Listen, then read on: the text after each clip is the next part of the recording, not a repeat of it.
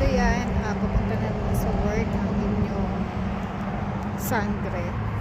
So time check po, 2:56 ng hapon dito, at ako nga ay naglalakad papunta sa aking sasakyan papuntang trabaho, paulit-ulit. So ito po yung aking surroundings. So yan po.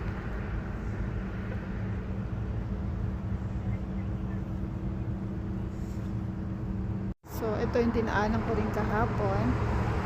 Tapos yan, may Tim Hortons dito.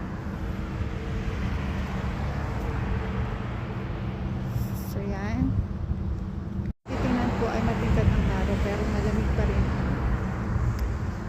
ang nararamdaman ko, dahil siguro lamigin lang ako. Bye. Avisala. So kalalabas ko ngayon galing sa trabaho, pupunta na ako sa bus stop. So ngayon ay ang oras ay 10:21 ng gabi. Tapos medyo malamig dahil plus 3 siya. Tapos feels like -1 yung lamig dito. So yan, pupunta, walang masyado na tao dahil yun nga, gabi na. So magandang gabi.